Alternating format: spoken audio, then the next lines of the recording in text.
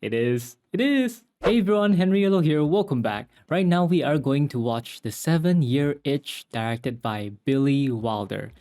When I first saw the name for this movie, I was wondering what is it about, the 7-Year Itch. I assumed that it meant a guy who hasn't been with a girl for 7 years and now he's itching to, go to bed with her. But apparently not. The 7-year itch is actually a popular belief that happiness in a marriage or a long term romantic relationship declines after around 7 years. It says that it's a popular belief, but I have never heard of this in my life.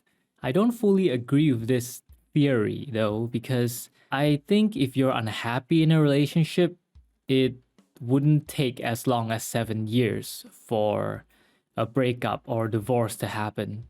And if you're truly committed to each other, then you can love your partner indefinitely. 30 years, 40 years, and it won't end with just 7 years. Anyways, the movie stars Marilyn Monroe, and the last time I saw Marilyn Monroe was in Clash by Night. Now, if you'd love to watch my full reaction to this movie, go ahead and check out my Patreon. The link is in the description below. I also watch a lot of exclusively on Patreon reactions on my Patreon, so go check it out. The island of Manhattan derives its name from its earliest inhabitants, the Manhattan Indians. They would send their wives and children away for the summer. The husbands, of course, would remain behind on the steaming island, setting traps, fishing, and hunting. I see where this is going. Nothing has changed. Manhattan husbands still send their wives and kids away for the summer, and they still remain behind in the steaming city to attend to business. Business. This is Mr. Richard Sherman.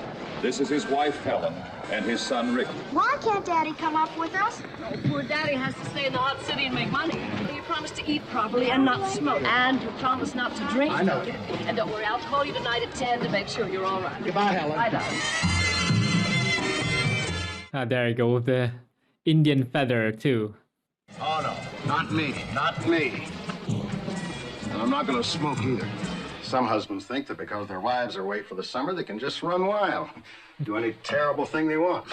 I'll try that vegetarian restaurant on 3rd Avenue. Health food, that's the stuff. Prime ribs of celery. Oh. Soybean hamburger with French fried soybeans. You will be proud to know that your entire meal with a cocktail was only 260 calories. I am proud. Oh, we don't permit tipping. But if you like, I can put in a fund for our nudist camp. You do that. Nudist camp? Without clothes, there'd be no sickness, there'd be no war. No, disagree. Can you imagine two great armies on the battlefield, no uniforms, completely nude? I mean, I can agree there may not be... Ow. There may not be wars, but sickness, no. You're not immune to sickness just because you're nude. It's peaceful with everybody gone. Sure is peaceful. What happened at the office today, darling? I shot Mr. Brady in the head, made violent love to Miss Morris, and set fire to 300,000 copies of Little Women. Carbonated water, citric acid, corn syrup, artificial raspberry flavoring. Explain to me why this stuff should be better for you than a little scotch, plain water, and a twist of lemon. It's not better. Water is better. Where is it? Where is the other one? I know it's lurking here somewhere to get me. Yes? What is it? I'm terribly sorry to bother you, but I forgot the key to my front door, so I had to ring your bell. It's perfectly all right. Do you live in there, Billy? Yes, in the Kaufman's apartment. I took it for the summer while they're away in Europe. You all right? Oh, sure. Fine, fine. Well, good night. Maybe I should have asked her in for a drink. After all, we're all one big family here. Oh, no. Using his willpower to not smoke, not drink, not get with any girls. Helen's not going to call till 10 o'clock. The repressed urge in the middle-aged male, its roots and its consequences. You know, Helen has a lot of nerve calling me at 10 o'clock. It shows a very definite lack of trust. I bet she thinks I'm going to have girls up here. You know, that's a terrible thing. 7 years we've been married. 7 years. I don't think I couldn't have either, because I could have. Plenty. Women have been throwing themselves at me for years. Take my secretary, for instance. Let me tell you.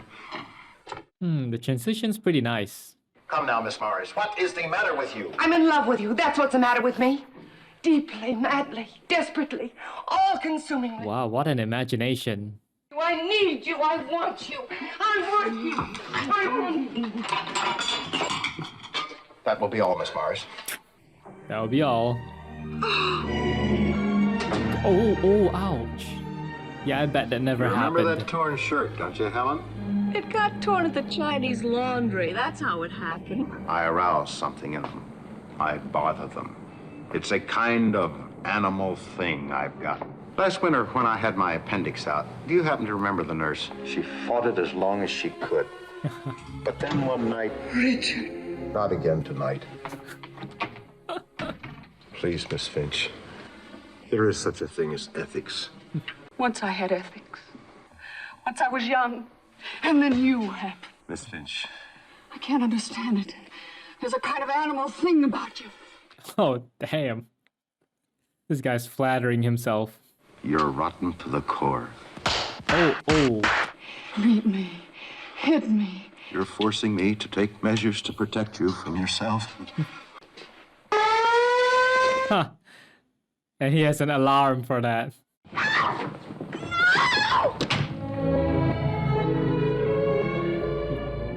Poor Miss Finch.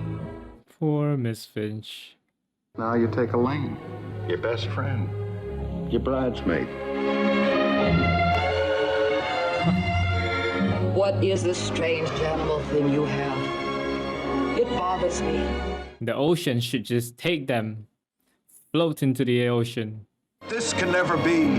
As you know but too well, I have a wonderful, devoted, trusting wife at home. Oh, the loyal Richard. He never cheats on his wife. Never.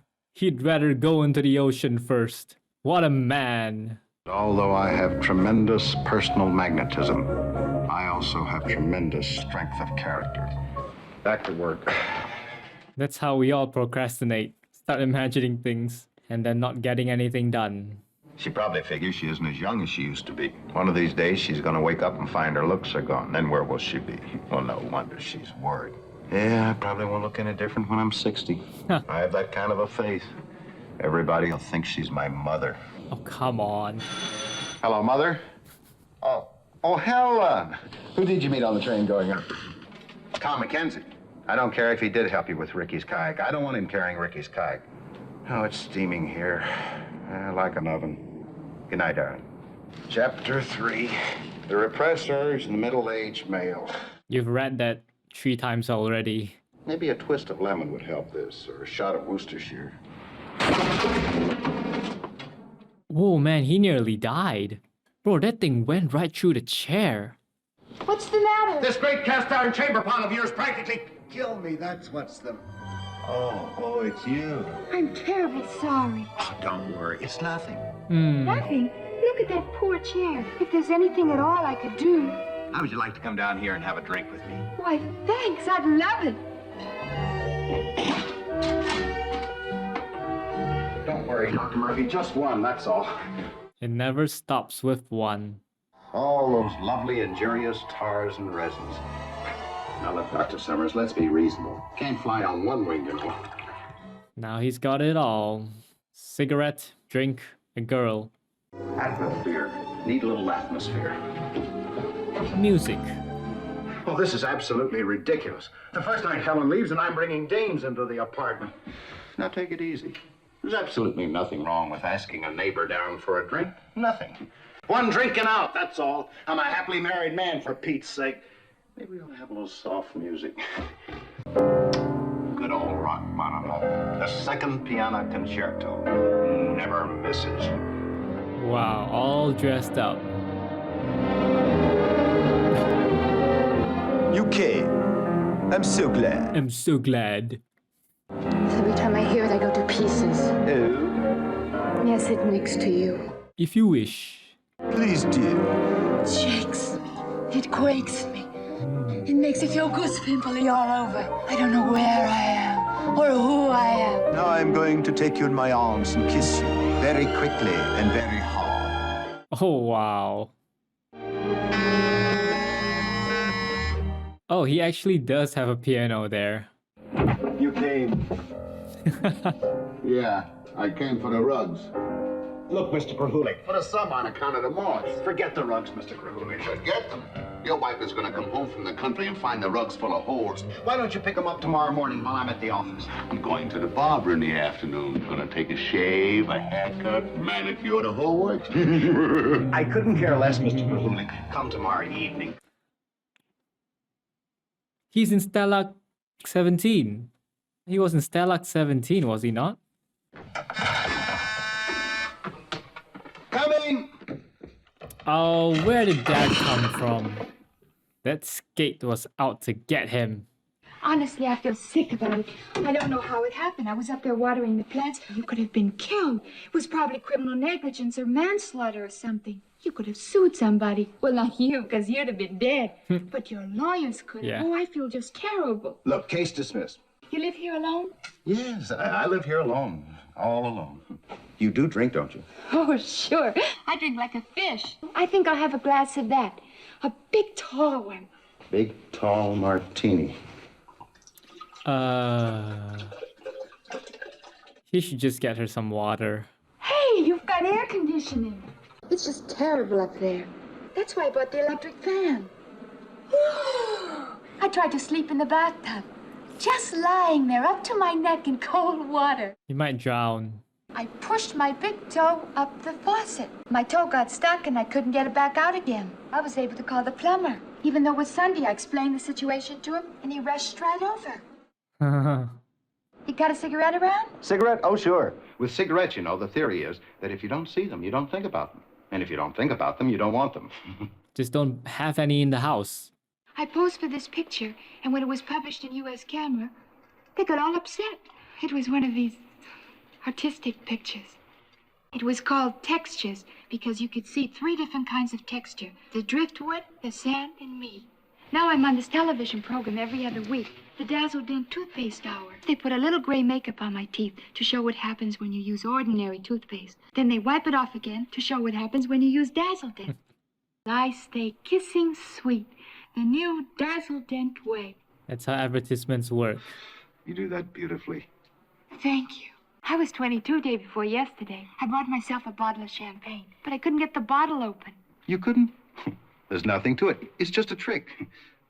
Why don't I go upstairs and get it? It's just sitting in the icebox with the potato chips in my underwear. Do you have champagne glasses? Shall I bring the potato chips too? Sure. Let's shoot the works. Bring your underwear too, then.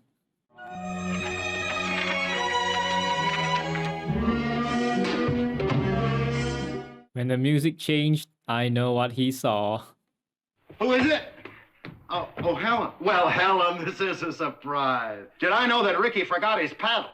I'll send it off the first thing in the morning. Who dropped in after dinner? Tom McKenzie. Good old Tom. How is he? Huh. Drinking. Who, me? The bathtub is running over. Good night. Night.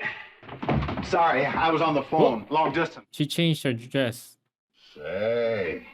I figured it just isn't right to drink champagne in matador pants. Man, you sure got powerful thumbs. I used to play a lot of badminton. Playing badminton has nothing to do with strengthening your thumbs.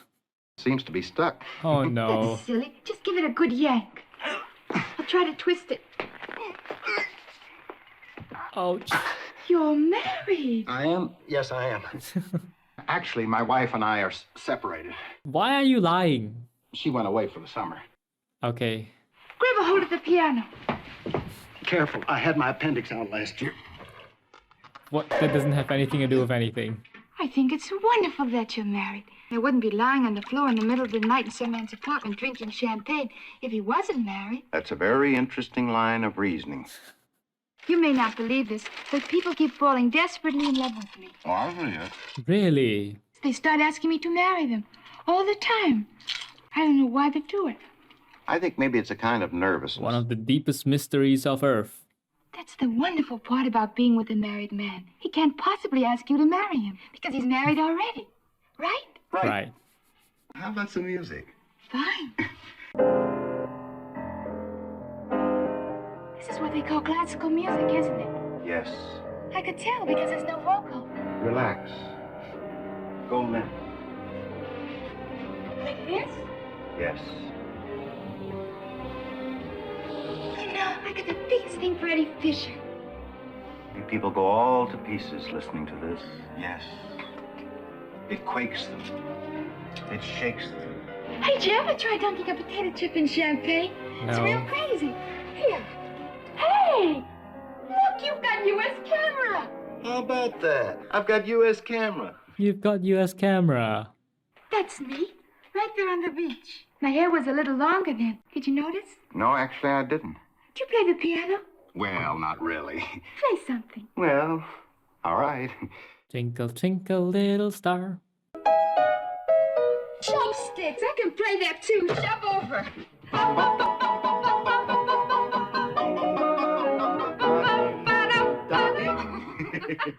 But this really gets me. It does? And how?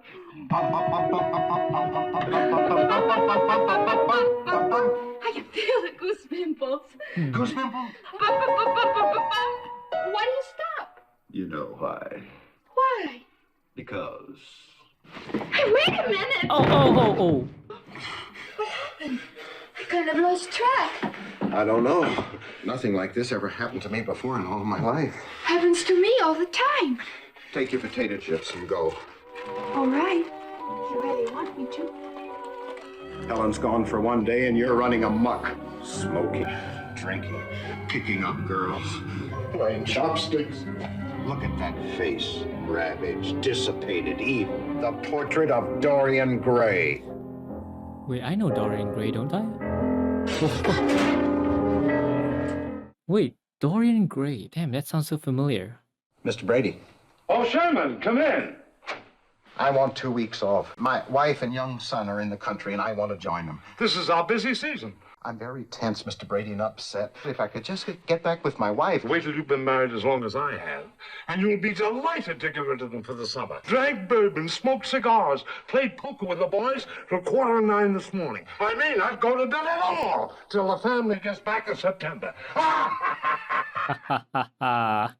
Say, what about the two of us teaming up tonight, seeing if we can get lucky? Oh, but one other thing while you're here. What would you think about a 25-cent reprint of the portrait of Dorian Gray? The portrait of Dorian Gray? And the termites of sin and depravity gnawing at his soul. That would be perfect. Infidelity pattern in the married male or the 7-year itch. The urge curve in the middle-aged husband rises sharply during the 7th year of marriage. The itch. Case history A. Gustav Meyerheim, the mad lover of Leipzig. Oh, Dr. Brubaker. I see you've been working on my little book. You'll be happy to know that we're giving it a big promotion. Of sex and violence. Well, we had to soup up the title a little. Don't you think it'd be much more effective to show a man terrorizing a young and beautiful girl, sales-wise, I mean? I'm a scientist, a doctor. I heal sick minds, root out the insecurities, neuroses, inattentions. Does that mean something, Doctor? No, nothing serious. A twitch in the thumb, a nerve or a muscle. And you psychiatrists start making a federal case out of it. Are you very expensive? Very. And once in a while, a case must come along that really interests you. At $50 an hour, all my cases interest me. Last night, I found myself terrorizing a young lady. That could, of course, account for the thumb. I told her to take her potato chips and go. Potato chips, if you please. All right, Doctor. It's turned into a consultation session. I'm married. Here is trouble. Married. So far, absolutely normal. All I did was knock us both off the piano bench. You attempted to terrorize a young lady on a piano bench? That's her. Her hair was a little longer then. He needs to wipe his monocle. It's called textures. I congratulate you on your good taste. Interesting driftwood formation, too. You ask for my advice, do not attempt it again. Good advice. Oh, if she tells anybody about this, I'll kill her. A possible solution. I submit, however, that murder is the most difficult of all crimes to commit successfully. Well, he's a doctor, not the police, so I guess That's the only advice he can give. I bet right this minute she's telling somebody about it. He made me sit on his The piano. plumber? Then he made me play chopsticks. He was frothing at the mouth, just like the creature from the Black Lagoon. Pretended he wasn't married. Then they forced her to sit on the piano bench. He was in here for dinner only last night. 260 calories. 260 calories. The word is spreading. It's spreading. It's like jungle drums. His imagination is too much. I forgot she's on television. I want to warn all you girls and women of New York about an evil, dangerous, perfectly dreadful married man. Richard Sherman. Sherman. Tom, quit! They're talking about Daddy on television. His mouth frothing, just like the creature from the Black Lagoon. She knows everything. She knows. Why don't I just call Helen? The minute I heard her voice, I could tell if she knew anything. All right. Maybe the line's busy. Maybe she's talking to the lawyers already. Hello? Oh, the babysitter. Where is Mrs. Sherman? With whom is she on a hayride? Tom. Mr. Mackenzie and some people? She did leave a message for me? Oh, Ricky's battle. Tell her I'll send it the first thing in the morning. Let us go home now and enjoy the simple things of life. Life can be beautiful, Miss Morris. And he gets peace of mind just like that.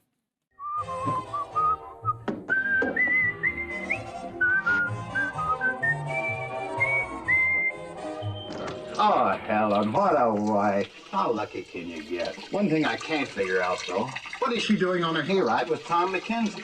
And she'll probably like it. She's getting older. She's used to me. It's the Rachmaninoff music that just keeps popping up. No, please. The other people. Look around. There are no other people. What about the driver? There is no driver. No driver? Even the horses are wearing blinkers. Oh, darling. Inwardly downward. Pulsating, striving. Ending and unending. Ah, If that's the way you want to play it, I can play it that way, too. he's just sabotaging himself at this point. And then maybe we could go to an air-conditioned movie? The creature from the Black Lagoon. Is this really what's happening, or is it his imagination? But I just felt so sorry for the creature. He was kind of scary looking, but he wasn't really all bad. I think he just craved a little affection. Ooh, do you feel the breeze from the subway? Isn't it delicious? Delicious. Dazzle-Dent toothpaste. It's funny, you know, I don't think I ever tried it. I stay kissing sweet the new Dazzle-Dent way. Now, really. I'll prove it to you. Good night. Of course, if you wanted to drop by my place for a few minutes, just to cool off before you face that Turkish bath up there. This is really the most. Well, what should we talk about? I like to wander through the labyrinth of the human mind. What gets me is spending $3.95 for that miserable fan. 48 hours ago, we were strangers. How did it happen? Why did we meet? I'll just pay another $3 and get the larger size. Do you actually think that tomato plant fell down by itself? There are no accidents. You pushed it. No, she isn't listening anyway. You pushed the plant down because you wanted to kill me. What? Could it possibly be because you love me? Yo, what? I don't even know what topic he's getting to by now. Under this thin veneer of civilization, we're all savages. What are we going to do? I'd like to stay here with you tonight. I'd like to sleep here. Mm-hmm. When I said that we were savages, well, there are savages, and this may be a little too savage. Too savage. Please don't make me go back up to that hot apartment. I haven't slept in 3 nights. I could sleep right here in this chair. Of course you can sleep here. Why not? I'll fix your breakfast before I leave. Fix my breakfast before you leave. Now, wait a minute. Suppose someone sees you leaving the apartment at 8 o'clock in the morning. I could get up at 6 and sneak upstairs. Sneak upstairs. Sneak! That's even more suspicious. Who is it? It's me, Mr. Krovola. Those moths are probably in there right now, chewing away big gaping holes. They're asleep. Why don't you come back tomorrow, early, before they have their breakfast? In a situation like this, who cares about more? What situation? Go, man, go. Just a minute, Mr. Kulik. I would like to explain this. Summertime and the living is easy. Fish are jumping and the cotton is high. Hi. Well, hello. Hello. Ah. Isn't she a living doll? Thank you, Mr. Kulik, and good night. Good night, Miss, whatever your name is. Wait, he never got her name. Normal. Everything is absolutely normal. Normal, it's all normal. Wrap the paddle and send it off the first thing in the morning.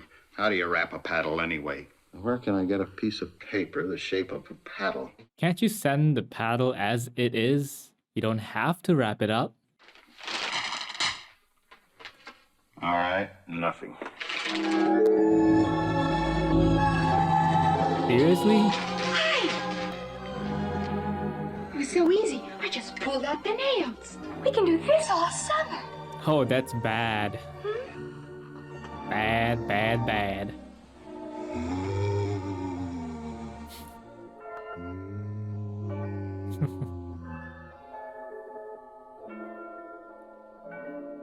If Helen ever unexpectedly comes home early, then this whole thing is gonna be a mess.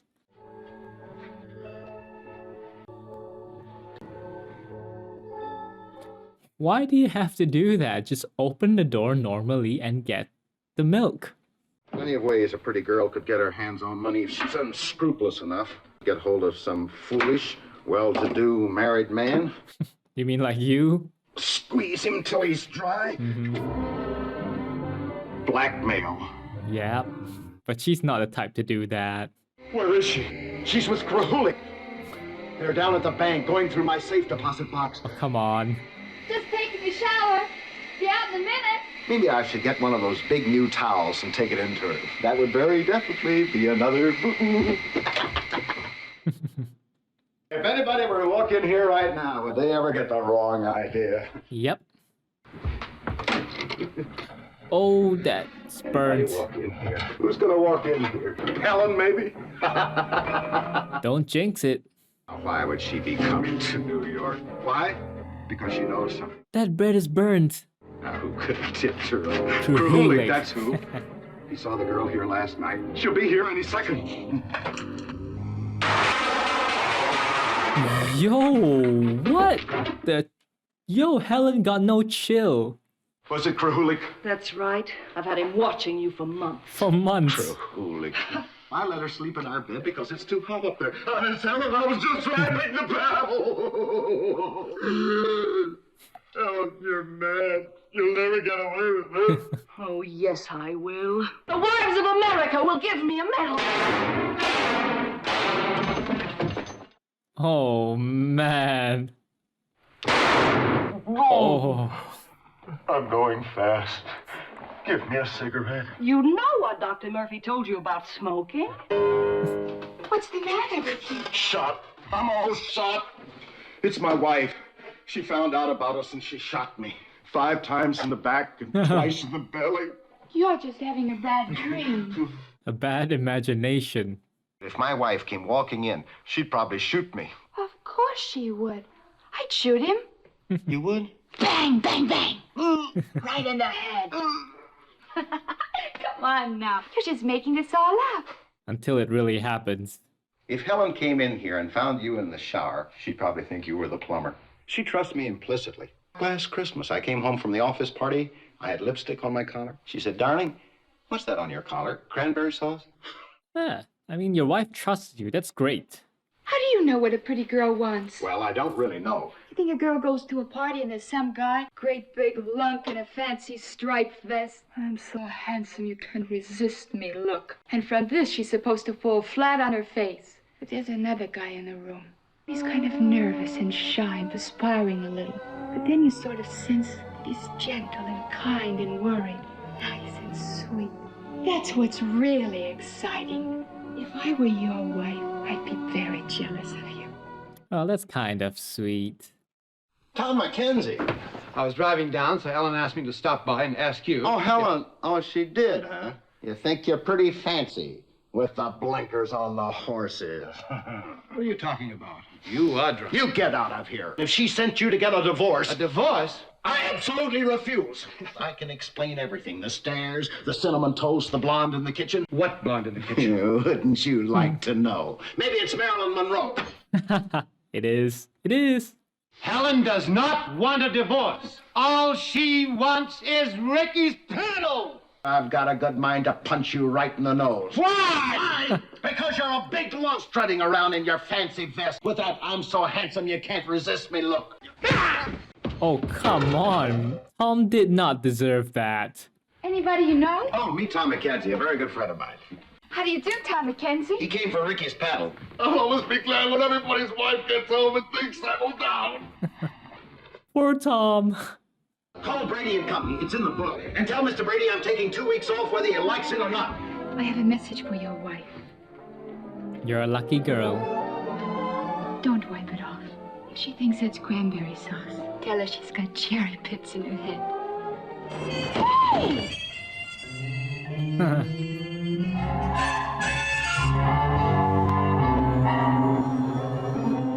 That was sweet. I mean, I think it's a pretty sweet movie. Richard Sherman is a loyal guy, super loyal to his wife. He does not cheat on his wife. And even when he invites a girl over to his house, he feels super guilty about it. Even though he has the urge, he has a 7-year itch, but he holds back because he knows his wife doesn't deserve that. And he shouldn't treat his wife that way. And then we have Marilyn Monroe. By the way, we never got Marilyn's name in the movie, but this girl in the movie, she's also a very sweet girl, and she gave Richard confidence in being himself, confidence in being the type of guy that's 1 in a million, who doesn't just send his wife and kids somewhere else in the summer and then go behind their back cheating.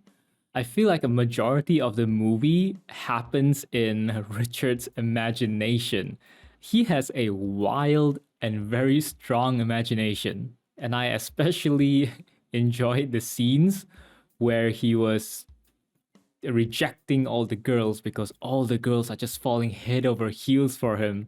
You know, what was the first girl again? The secretary, and then the nurse when he had his appendix removed, and then Helen's best friend Elaine on the beach. His imagination is amazing.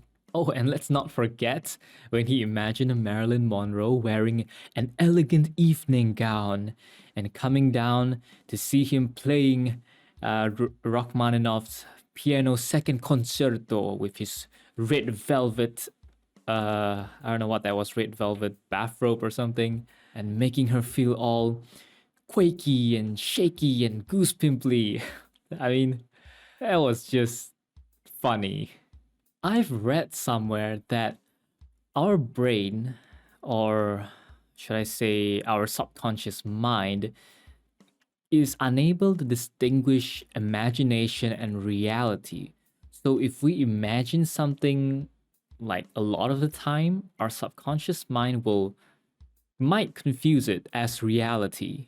And that's one reason not to let your imagination run too wild. And there's also an interesting study which I've read like many years ago. If you imagine yourself playing a sport, like for example, people who play basketball, when they're not actually on the court playing basketball, if they keep imagining themselves taking the perfect shot and dunking the ball into the net, then their bodies will also like practice and train themselves, even though it's only their imagination, they're imagining doing the perfect shot, but it could improve their game over a long period of time. So that's very interesting. Our imaginations are super powerful and we should make use of that. That's what I love to do too. Like sometimes after my badminton game, which I play weekly, I will like maybe take a few minutes to like just visualize the moves that I made, the shots that I took, and then like how could I make it better or what mistake did I do at the time.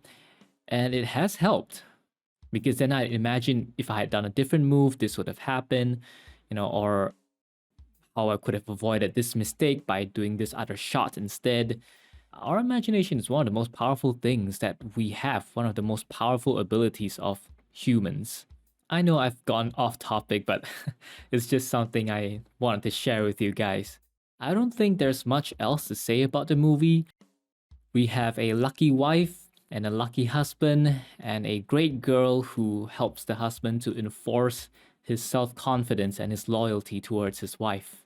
When they mentioned the picture of Dorian Gray in the movie, it sounded so familiar. Apparently, Dorian Gray is a novel written by Oscar Wilde. Okay, I've definitely heard the name Dorian Gray, but nope, I've never read the novel or watched any of the movies before. I guess it just sounded familiar. Just like the creature from Black Lagoon, I've heard of it, but I've never watched the movie before. Overall, I really enjoyed the movie and I enjoyed Richard Sherman's imagination and all the things that never came to be, all the drama that only happened within his head. Do you also have an active imagination like Mr. Sherman here? Let me know your thoughts down in the comments below. Thanks for watching this movie with me. Hope you enjoyed the reaction, and I will see you in the next video. Peace.